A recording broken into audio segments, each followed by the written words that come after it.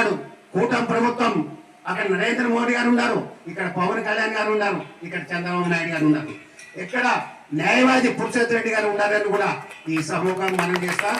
మేము అతని అడుగుదోడల్లో నడుస్తామని కూడా సమూలంగా మనం చేస్తూ, ఎంతో మంది మాట్లాడతారు వైఎస్ఆర్ నాయకుడు పెద్ద అన్నట్ల 2009లో బాలరెడ్డి గారు టీడీపీ టికెట్ ఇప్పించుకొని గెలిచిన తర్వాత వైఎస్ఆర్ పార్టీలో కాంగ్రెస్ పార్టీలో ఎక్కిపోయినాడు. ఏం రెడ్డి పోతామంటే గవర్నమెంట్ ఉంటే మనకి అలా బడ్జెట్ రాదు కాబట్టి పులికనం చెరువు 250 కోట్లు డబ్బులు వస్తాయి, మనకి తినేదానికి పోదాం, మీరు కూడా రాండి అని అడిగినాడు. రెడ్డి గారు మేము ఉండేది ఇక్కడే ఉంటాం కానీ మీకు అనుకుంటే మాకు పని చేయంటే, లేదు ముత్తిరెడ్డి గారు మనకి 250 కోట్ల గుడ్ విల్ వస్తుంది కదా, ఆ డబ్బుల కన్నా నన్ను పోతానంటే పోరేటి అని చెప్పి రెడ్డి గారిని ఆ కాలు నీళ్ళ చెరువులో కొట్టేసిన. ఏడ పులికనం చెరువులో ఆ రోజు పులికనం చెరువు ఇచ్చింది, భూమి ఇచ్చింది ఎవరు? కోసి మండలంలో కోసికి పెండకెంటే కోసికి. ఆ రోజు 750 ఎకరాలు ఇస్తే మాకు తాగు లేదు, సాగు లేదు, ఎవరు అడిగే నాతో లేదు.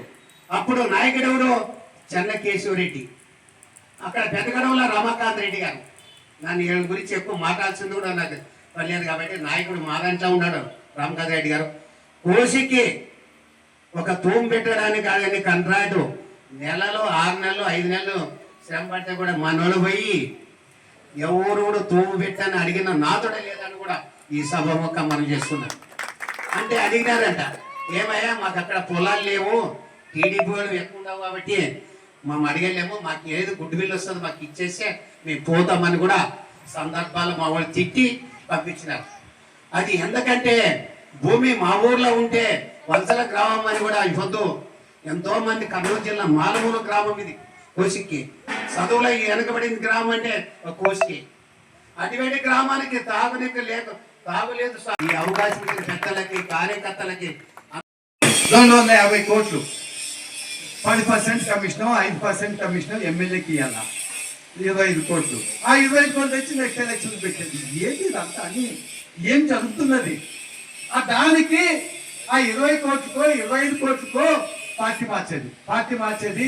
నేను ఎమ్మెల్యే అనేది ఎంపీ అనేది ఇష్టం వచ్చినట్టు చేస్తాను.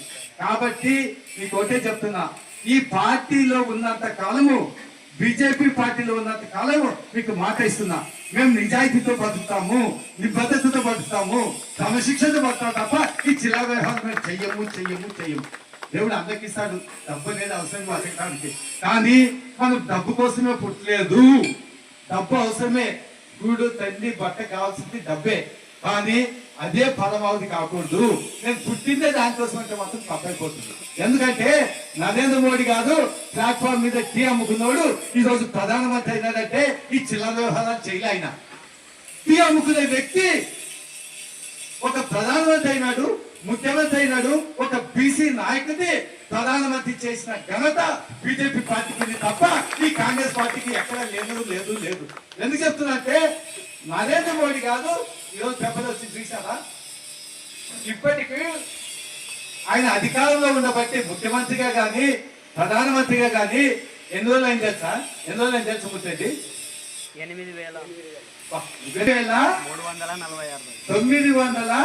931 రోజులు. ఎన్ని సంవత్సరాలే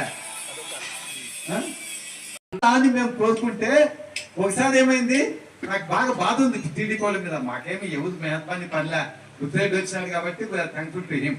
but at the same time ఒకసారి మా మంత్రాలయం మండల మీటింగ్ లో ఆ రాఘవేంద్ర బొమ్మ వేసినాం, టీడీపీ అయింది, తిక్కారెడ్డి బొమ్మ వేసినాం, ఇద్దరు రాలే.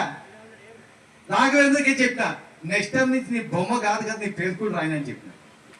ఏం తమాషా, బీజేపీ ఉంటేనే టీడీపీ ఉంటుంది తప్ప టీడీపీ ఉంటే బీజేపీ ఉండే సమస్య లేదు. బీజేపీ పుణ్యమా అని ఈ రోజు టీడీపీ ఇక్కడ ఉంది అని ఖచ్చితంగా చెప్తాను మీకు. 22 రాష్ట్రాల్లో అధికారంలో ఉన్నాం, మాకు యావేలు కావాల్సింది, కానీ ఇక్కడ కూటమిలో ఉన్నాం కాబట్టి ముత్తురెడ్డి అట్లాంటి వాళ్ళని మాతో కలుపుకొని పోతామని మాట ఇస్తున్నాం. ఎవరైనా మేము టీడీపీ మేము చాలా పెద్దవాళ్ళు అంటే మాత్రం ముద్ది పగులుతుందని చెప్తున్నాం. No chance.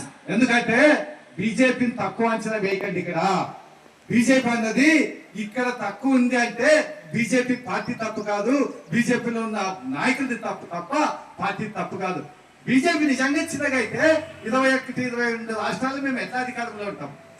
ఇట్లా చంద్రబాబు నాయుడు తర్వాత మిగతా అలయన్స్ పార్టీలు మాతో కలిసి ఉన్న పార్టీలు 5 రాష్ట్రాల్లో ఉన్నాం. మిగతా 15, 16 రాష్ట్రాల్లో బీజేపీ ఒంటరిగా అధికారంలో ఉంది. ఎందుకు చెప్తున్నా అంటే ఇక్కడ ఉన్న చాలా మంది నాయకులు ఏమనుకుంటారంటే టీడీపీ బీజేపీ మీకు మొన్న ఎన్నికల్లో కూడా మన రాఘవేంద్ర రెడ్డి ఓడిపోవటానికి కారణము ఇంటెలిజెన్స్ రిపోర్ట్ ఏముంది తెలుసా? బీజేపీ వాళ్ళని కలుపుకొని పోలేదని ఇంటెలిజెన్స్ రిపోర్ట్ ఉంది. ఎందుకు చెప్తున్నా అంటే ఒక వ్యక్తి రాజకీయాల్లో ఉండాలన్నా, ఒక వ్యక్తి పలుకుబడి పెంచుకోవాలన్నా, ఒక వ్యక్తి రాజకీయాల్లో రాణించాలన్నా అందరిని కలుపుకొని పోయి తత్వం ఉండాలా. నా పార్టీ పెద్దది కదా నేను ఉంటా అంటే నీ పార్టీ నీ ఇంటికి పెద్దగా ఉండొచ్చు, మాకెందుకు? కమ్యూనిస్ట్ వాళ్ళు ఉన్నారు, కాంగ్రెస్ వాళ్ళు ఉన్నారు, వాళ్ళని కలుపుకొని పోమని నేను అంటున్నా. బీజేపీ పార్టీ అన్నది ఈ టీడీపీ కంటే జనసేన కంటే ముందు చాలా పార్టీల కంటే ముందు పుట్టింది. 100 సంవత్సరాలైంది ఈ పార్టీ పుట్టి.